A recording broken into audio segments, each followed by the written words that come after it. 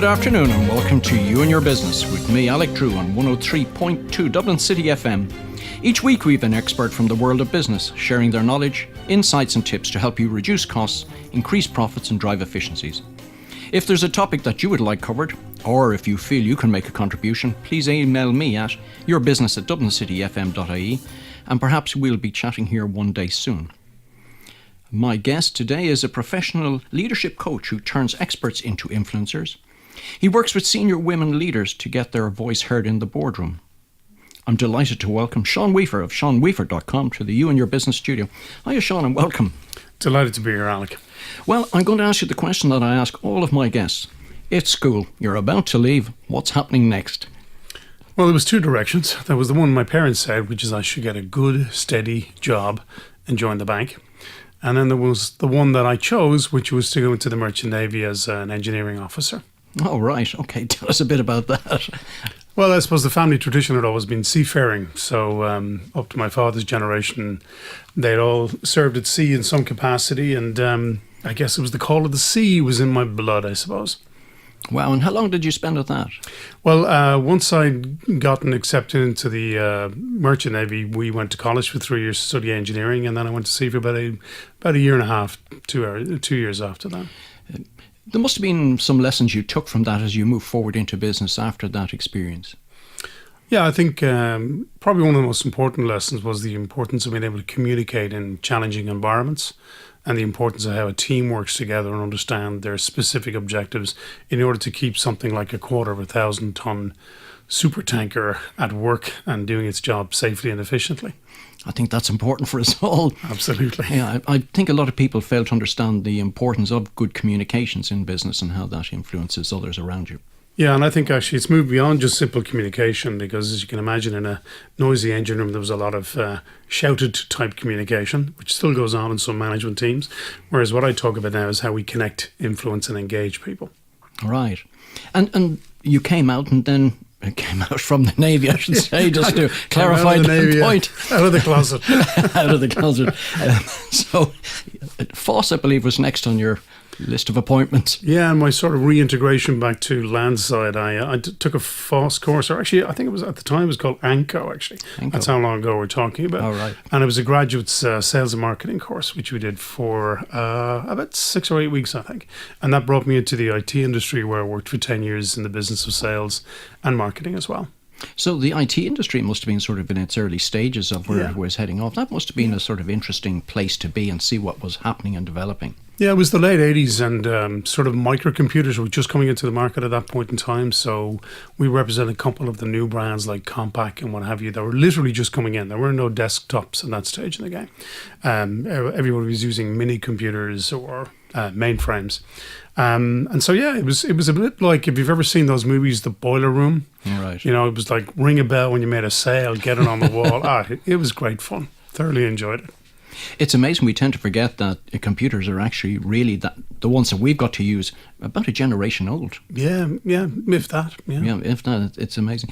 So you then became a sales director of a software company. Yeah, having worked in sales for 10 years, I actually became a sales director of a software company. And really, I was just running the organization, running the team, and we were engaged predominantly in the marketing and sales of microcomputers, local area networks, wide area networks, and all the technology associated with that. You probably still even know what a floppy disk is now. Yeah, I remember floppy disks. Yeah, although they went out fairly quickly after that with mini disks and then moved on from there. Yes, it's amazing. I was just with somebody there recently and they're throwing out SideQuest disks. These used to be about 200 quid a pop and they threw out about hundreds of them. I don't know what they are, but I remember tossing floppy disks across the room to see if they could fly. Good place for them. Yeah. So sales director, software company, next. What's happening next in your life? Well, actually, it became a little unexpected at that point in time because I'd had quite a good career up to that point. And then I was approached by a couple of directors of another company. All right. And they asked me, would you come and train our sales team? And I said, train somebody? I've never trained anyone in my life. I wouldn't have a clue. And they said, oh, no. Just teach them how you sell. because I had a natural ability to communicate, I suppose. So being a typical, or at least I wouldn't say I was a typical engineer, but I certainly was trained to think like an engineer, which I think was the best education I could ever have gotten. I went back to my flow charts. So I flow charted the sales process, and I did a half day's training with this team, and I absolutely was completely buzzed by it. Absolutely, loved this. This is great. So within a year, with a friend of mine, had set up a sales and management training company called the Prosper Group, as it was then, and we worked together for 9 years. Wow, that must have been quite interesting. And it was fun. It was an interesting time of change. I mean, when we started, we hadn't really a clue. Although he had been the national trainer in a large insurance company, so he had a good sense of training structures and all the rest. So I learned a lot on the job. My job predominantly was business development, but then I got into the training aspect of things. And it was really interesting. I mean, I got involved in training, sales and management teams. That went very well. But then about 3 years into it, I got a little not uncomfortable. I just wasn't happy with the fact that what training was doing. There was very much a sheep dipping approach. We have a problem, let's get a trainer, put them all through it, and hopefully change will happen. Right. Only that's not what happened. So I had trained as a clinical hypnotherapist, as an analytical hypnotherapist, as a master of NLP. I trained as a psychotherapist during that period of time. And in 1997, I met a very interesting gentleman called Dr. Dennis Waitley. And Dr. Waitley was the author of a book called The Psychology of Winning, of which he sold about 10 million copies of his audio cassette. Oh, wow, yeah. But he was a behavioral psychologist, tremendous character, fantastic speaker, National Speaker Association Hall of Fame speaker, and an organizational psychologist, and that was his background. So I met Dennis, and he mentioned the word coaching to me. And all of a sudden, all the bells and whistles fell together for me. Now, remember, this was 1997. Nobody was doing this stuff, right? Yeah. It had literally just started in the States. But for me, because of my background, hypnosis and psychotherapy, engineering, I created a system, which I use to this day. And about 6 months after I met him first, Dennis came back and he looked at it and said, wow, you're so far ahead of what's going on in the States in coaching. But, we live on a very small rock and we don't have marketing budgets, so eventually you get overtaken. But I remember my first year selling coaching, we had to cold call for a year to get our first client. Oh, wow. And then you couldn't call it coaching because that was like, is there a problem? Are you taking the pills? Is there issues? It was seen as a remedial issue. So we had to call it a management development intervention. Oh, very good. So that was the beginning of coaching in this country. I thought your hypnosis might have been an influencer in getting these clients. And who's to say it isn't? I was wondering how you've even ended up here carefully today. And the next question is? The one you told me. No, kind of moving on. Fascinating. I mean, so to be involved in coaching at a very, very early stage, great. So now you're there. Where are you moving on to next? So from there, I guess I left the company that we'd formed. We went to a coaching conference in Toronto in 2002. Actually flew over on September 11th, 2002, a year after the tragedy in New York. But I learned a very important lesson over there called a solopreneur. And a solopreneur was a person who could work on their own, didn't have any partners, didn't have any 8 or 9 associates to manage. And I literally at that point turned to my partner and said, it's all yours. And I left the company and went out on my own. And up until about 6 months ago, or about a year ago, I've been on my own for the last, whatever that is, 15 years, I suppose. So you made both of you solopreneurs in one well, fell swoop? Not strictly. We did have 8 consultants working for us, so he did have a company behind him that I was giving over to him. Yeah, all right. So you saw the advantage of being on your own and having been in control of your own destiny. Yeah, and I had a particular interest in coaching per se and mentoring, which is what evolved and developed from there. He wasn't as switched on by that, and that was fine. He had his own particular path to follow. But I wanted to explore. I was writing a book at the time, and I just wanted to explore where working on my own would take me, really. Fantastic. And if you're just joining us, you're listening to me, Alec Drew, on 103.2 Dublin City FM, where my studio guest is Sean Weafer from SeanWeafer.com, sharing his knowledge on business, coaching, and we're going to hear a lot more at the next stage of this. Just take me back. So coaching is now starting to be accepted here, and you're lucky enough to be in the right place at the right time. Yeah, well, actually, coaching really only started to be accepted or taken on in about 2002, 2003. I'd already written a book in 2001 called The Business Coaching Revolution. All right. So we'd already put together and formulated a system and a methodology and a process and a whole theory behind it. So I was pretty much early into the game. Right, that's fantastic. And I know then that sort of led you into public speaking and professional speaking. Tell us about that. How did you transition from the coaching into that? Well, normally how I explain, I mean, it wasn't just coaching. I mean, obviously now my work is specifically dedicated into leadership coaching. But I mean, I would have done a lot of training as well. And as I've explained to speaker audiences in the past, my training programs just got shorter and shorter and shorter and shorter. And then all of a sudden I found I was a speaker. Okay, there's a natural progression there. Natural progression. In fact, just on kind of jumping forward, you're actually president of the Professional Speaking Association in Ireland at the moment. That's correct. I'll digress to that just for a minute. Tell us just a bit about that and what's happening with it. The Professional Speakers Association, or Professional Speaking Association as it is now, is really an association for anybody who speaks professionally for a living. So it started off initially with keynote speakers, so conference speakers, which I do quite a bit of. But it also includes anybody who literally speaks for a living. So if you're a coach, a trainer, a facilitator, an MC, whether you're doing that within your company, in other words, you're paid a salary to do it, and you speak as a leader at conferences, for example, or whether you're a professional running your own practice, it's for everybody who's in that space. And really what it's geared to do is assist with your level of professionalism, your ability to market that as a business, and all the stagecraft and the associated information knowledge industry that goes with that, writing books, creating online programs. There's a wealth of experience available from people in that space. And it's part of the UK and Ireland, but then separately it's part of the Global Speaker Federation, of which there's 12 or 13 different national states. Oh, fantastic. So for anybody out there who's listening, there's an opportunity for you to get involved in, I think it's the psa.co.uk is the main website. Yeah, we work from the UK website simply because there's such a small market here that we are effectively a chapter of the UK. Well, we're a separate and distinct chapter in our own right. Oh, no, that's fantastic. Okay, let's get back to public speaking then. So the course got shorter and shorter, and suddenly you find yourself standing on stage. I believe Iran was one of those places, sir. Yeah, I've actually spoken all over the world, from Kuala Lumpur. I've spoken in Tehran 3 times on main stage there, South Africa, all over mainland Europe, United States. I even had this wonderful gig in Mauritius for 5 days. Oh, that sounds particularly interesting. And a nice cruise ship in the Caribbean was another occasion. So yeah, it's a tough job, but somebody's got to do it. Somebody's got to do it. Yeah. Well, I'm glad you're able to put your foot forward and put your hand up for doing these things. It's not that they happen every day there, let's be honest, right? But it does create some fantastic memories, and you get to meet some fantastic people. Your topics have changed, which are more reflective of the times that we're in. So high trust advising and influencing was a part of that in the earlier days. Just give us a kind of sense of that, and then we'll move on to where you are. Well, yeah, we worked a lot in the area of networking and business development, and specifically the area of what I call high trust, which is a level of trust which is beyond simply, knowing somebody, liking somebody, and maybe, there are all people that we know and we like, but we don't necessarily share everything with them. So high trust was the capacity to build an absolutely compelling relationship with someone.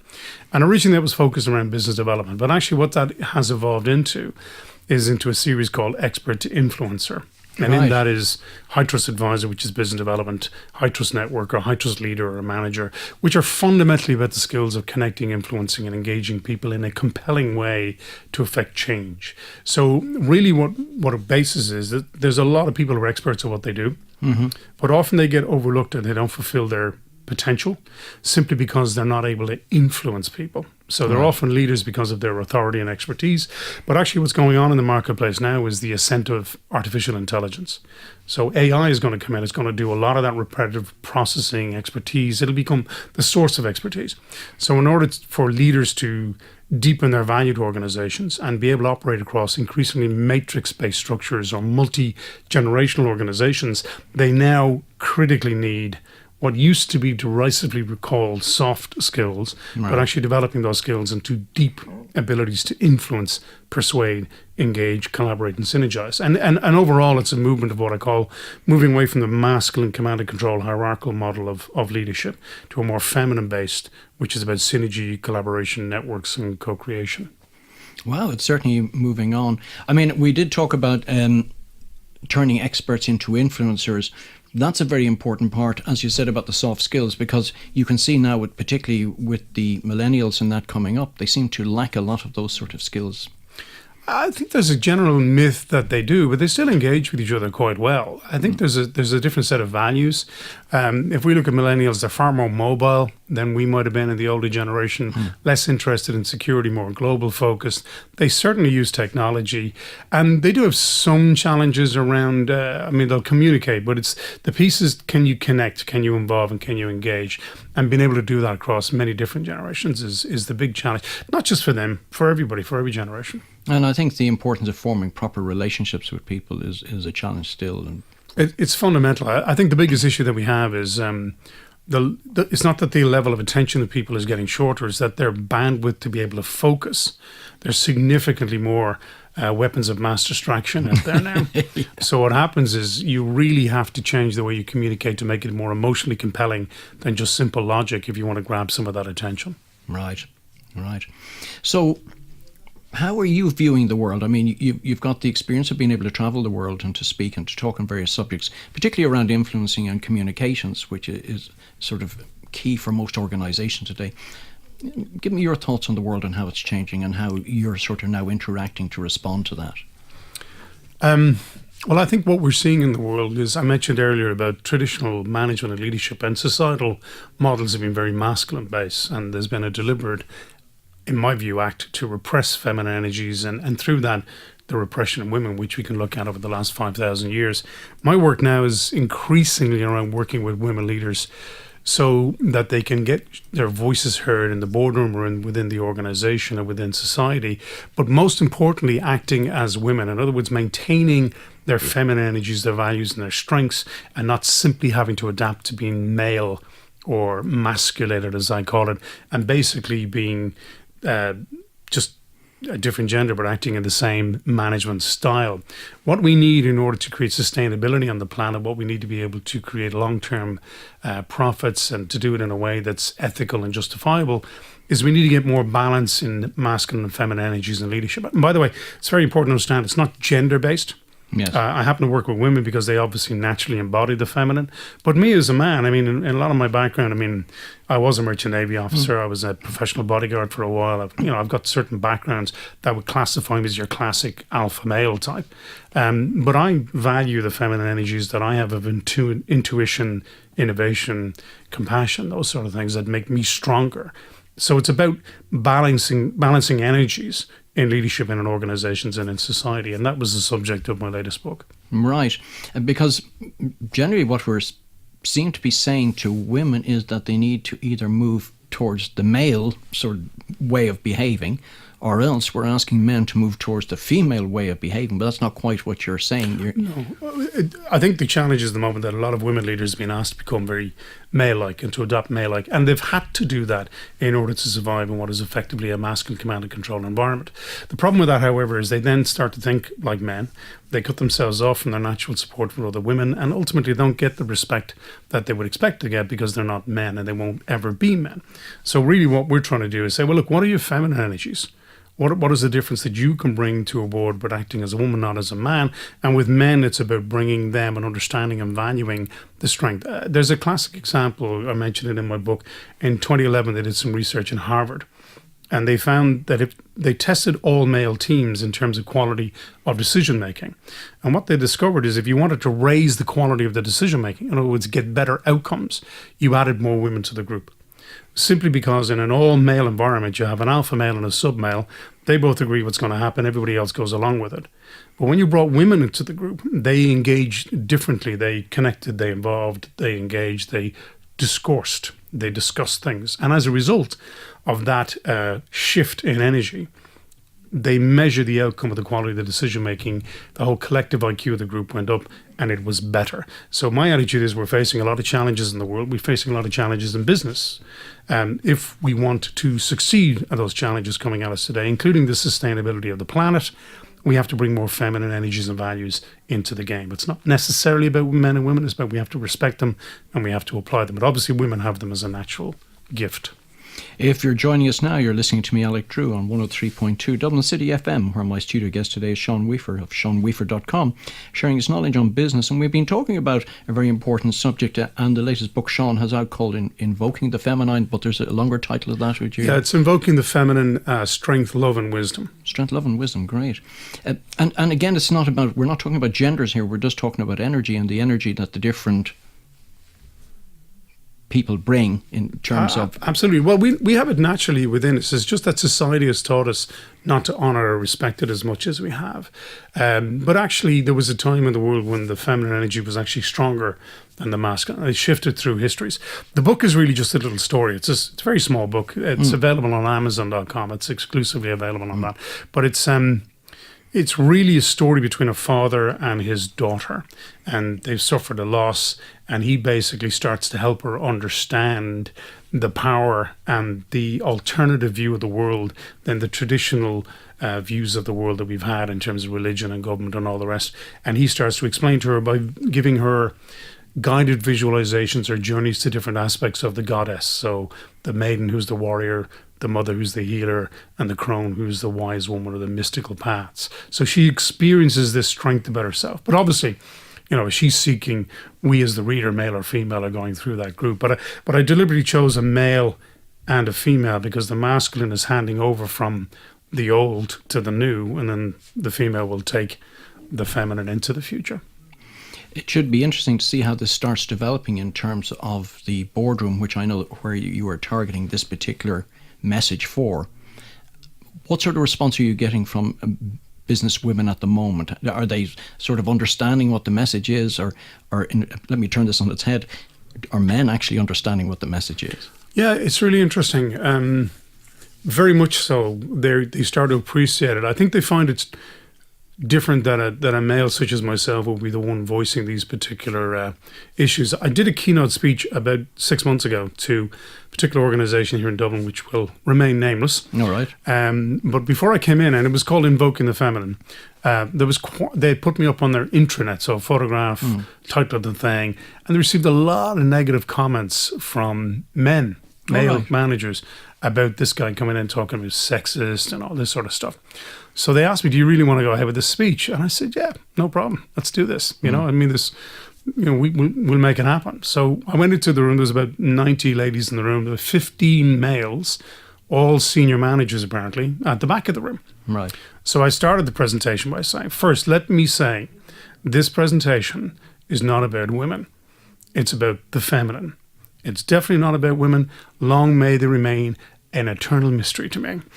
So I got on with the speech, and anyway, the feedback I got later was that every single one of those male managers had gone to the HR team and asked them, how can we put more feminine energies into our teams?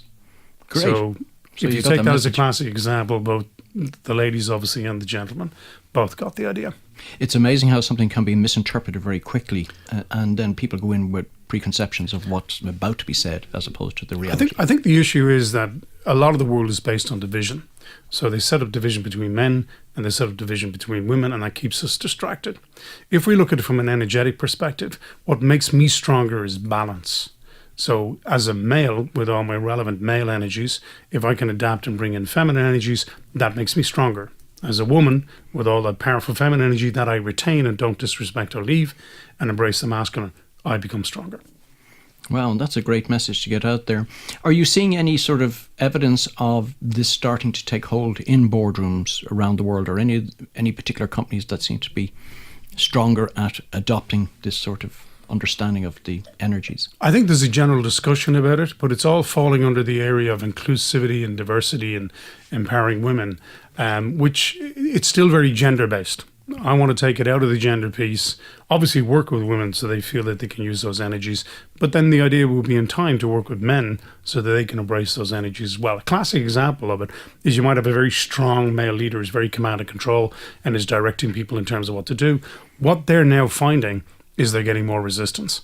People are not engaging, people are not accepting instruction, and so they're finding themselves at a loss. Whereas what they need to learn is, how do I use more engagement such as influence, persuasion, questions, collaboration, co-creativity.